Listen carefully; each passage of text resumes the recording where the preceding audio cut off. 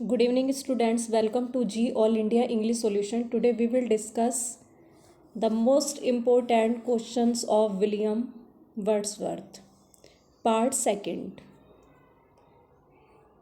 So let's start. Question number 31. The name of the cottage of Michael is, option C is correct, The Evening Star. Michael की cottage का नाम क्या है? The evening star. Cottage means होता है कुटिया. Next question. Like a brook. Brook means होता है नदी.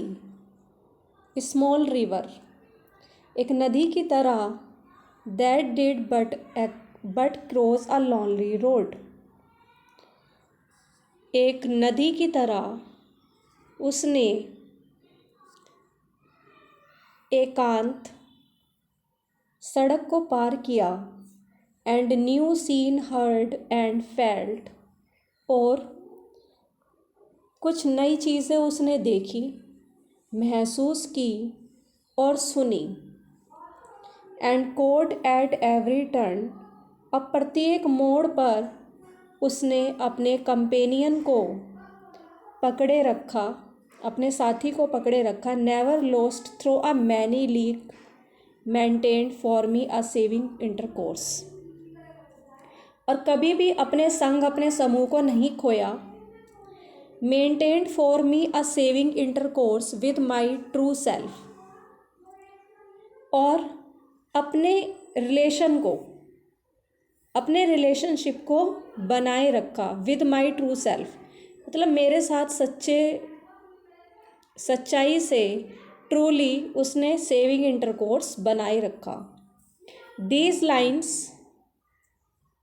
Are from the prelude. ये लाइन द प्रील्यूड से ली गई हैं, बुक 10th से. Here he tells about the influence of. यहाँ विलियम वर्ड्सवर्थ अपनी बहन, ऑप्शन सी इज करेक्ट, अपनी बहन के प्रभाव के बारे में बताते हैं. जो उन पर अपनी बहन का प्रभाव पड़ा उसके बारे में बताते हैं. Next question 33. The moon doth with delight look round her when the heavens are bare where do these lines appear. चंद्रमा खुशी से चमक रहा है. लुक राउंड हर, उसके चारों ओर देखो. जब हेवन मीन्स यहाँ पे स्वर्ग से नहीं है, स्काई से है.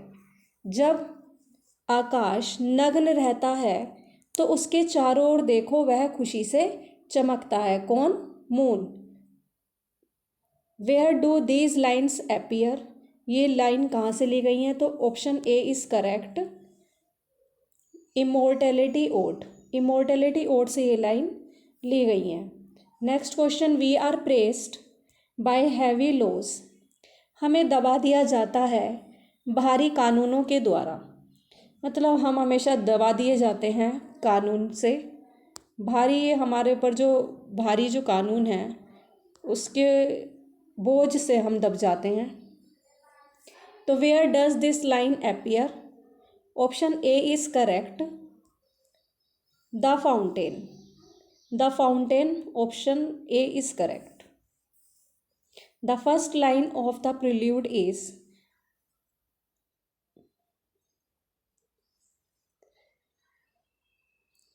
फर्स्ट लाइन प्रेल्यूड की कौन सी हैं? Option A is correct.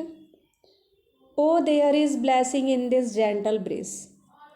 कि इस मंद हवा, ब्रिज मीन्स होता है जो धीमी हवा चलती है, दैट इज कॉल्ड ब्रिज. वो धीमी, मंद और जेंटल, नम तरीके से, मतलब जो धीमी हवा है उसमें बड़ा सुगंध, उसमें बड़ी खुशी मिलती है, उसमें बहुत ज़्यादा सुख होता है. तो the first line of prelude is O there is blessing in this gentle breeze. Option A is correct. Next question.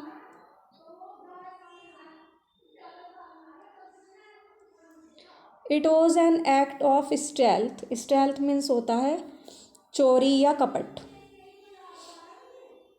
Stealth कपट.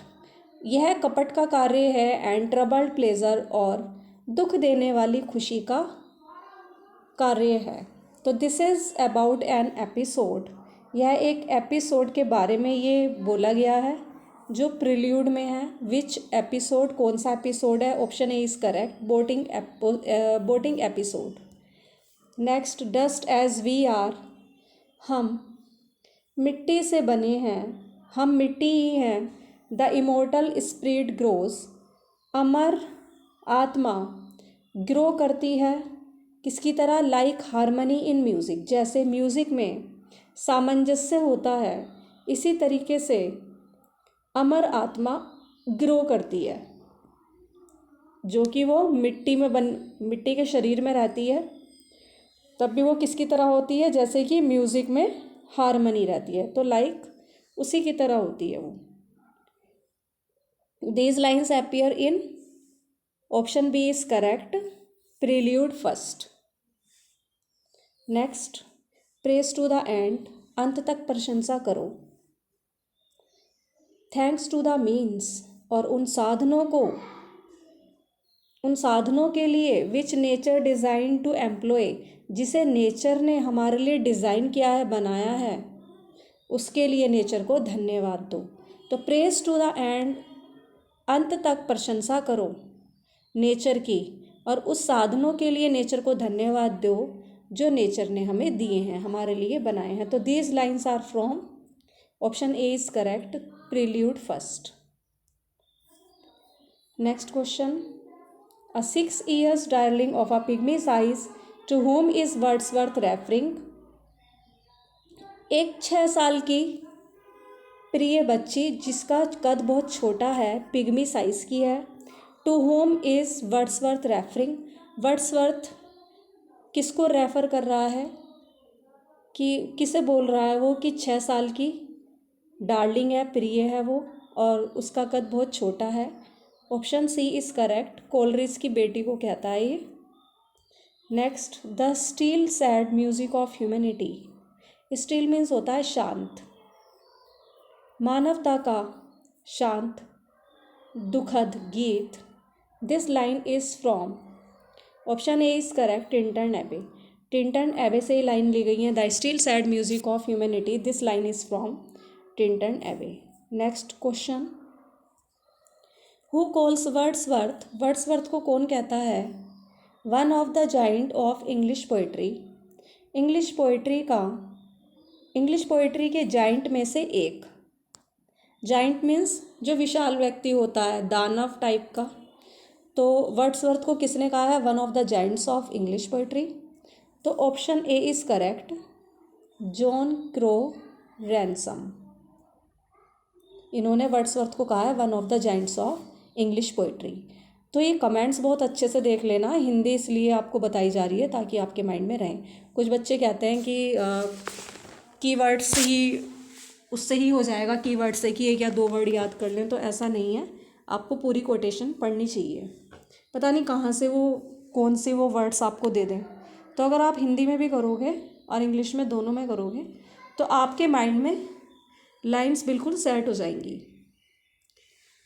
42 question, who calls Wordsworth a mountain the most massive in that Lofty range which is called romantic revival, किसने Wordsworth को कहा है कि Wordsworth एक पर्वत के समान है, माउंटेन के समान है, और उच्च विचारों की उच्च श्रृंखला में भी वो बहुत बड़ा है, जिसे रोमांटिक रिवाइवल कहा जाता है। रोमांटिक रिवाइवल मीन्स पुनर्जीवन। तो who says this about Wordsworth, कौन कहता है वर्ड्सवर्थ के बारे में ये? Option D is correct, J C Smith ने कहा है ये। Next question, who calls Wordsworth one of the chief glories of English poetry, English poetry का सबसे मुख्य ग्लोरीज, गौरवशाली में से एक वर्ड्सवर्थ को किसने कहा है? ये अर्नोल्ड ने। Option A is correct, Wordsworth को कहा है अर्नोल्ड ने कि वर्ड्सवर्थ इंग्लिश पोएट के सबसे मुख्य गौरवशाली व्यक्तियों में से एक है। Option A is correct, Arnold ने कहा है। Next question 44, what does browning call Wordsworth? Browning Wordsworth को क्या कहते हैं? Option A is correct, lost leader. Next question, who calls Wordsworth a moral यूनक? यूनक means होता है नपुंसक। नैतिक रूप से उसे नपुंसक कहा है वर्ड्सवर्थ को। किसने कहा है? ऑप्शन ए इज करेक्ट, शैली, Percy Bysshe Shelley, full form of Shelley. Next question, who points out that Wordsworth had not stayed out of the lake district? कौन ये इशारा करता है, कौन कहता है वर्ड्सवर्थ के बारे में कि वर्ड्सवर्थ लेक डिस्ट्रिक्ट से बाहर कभी नहीं ठहरे हैं? And so never had the chance, और उन्हें कभी चांस भी नहीं मिला है नेचर से रूबरू होने का। और ये बहुत ज़्यादा क्या है? रेड इन टूथ क्लो। रेड इन टूथ क्लो मीन्स होता है मर्सीलेस, निर्दयी। तो ये बहुत ज़्यादा निर्दयी बात है कि वर्ड्सवर्थ को किसने कहा है कि वो कभी भी लेक डिस्ट्रिक्ट से बाहर नहीं रहे, इसीलिए वो नेचर के रूबरू नहीं हो पाए हैं, नेचर से उनका संपर्क नहीं हो पाया है। तो option A is correct, Aldous Huxley. Next question, every great poet is a teacher? हर एक ग्रेट पोएट एक टीचर होता है। कोई महान कवि है तो एक टीचर है। I wish to be considered as a teacher और एज नथिंग। और मेरी इच्छा है कि मैं एक टीचर के रूप में माना जाऊं, मुझे एक टीचर माना जाए और कुछ नहीं। Who said this? Option D is correct, Wordsworth. We are laid as sleep in body and become a living soul, where do these lines appear? कि हम we are laid as sleep, body में तो हम कैसे होते हैं? Sleep ही कर रहे होते हैं। And become a living soul, और हमारी जो आत्मा होती है वो सजीव होती है। बॉडी में तो हम कैसे रहते हैं? अगर हम बॉडी में हैं तो हम अपने आप को जान ही नहीं पाते, लेकिन हमारी जो आत्मा होती है वो कैसी होती है? सजीव होती है, उसे सब कुछ पता होता है। Where do these lines appear? Option C is correct, Tintern Abbey. और 1793 में ये फर्स्ट टाइम गए थे टिंटन एबे, 5 साल बाद गए थे, फिर दोबारा रिविजिट किया था टिंटन एबे को विलियम वर्ड्सवर्थ ने। वो किया था आफ्टर 5 ईयर्स 1798 में। Next question,